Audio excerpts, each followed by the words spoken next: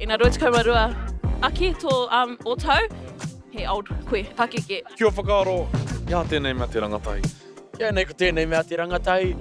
Tangata kei Wainganui ngā tau 13, me te rua 15. Koina. I'd say it's like before you're allowed to like consume alcohol. Age 13 to like 21. What's it afterwards? You just old? You're just like a young adult. 16 to 18. Yeah, I think Rangatahi is about 12 to 18. Probably like 12 to 20.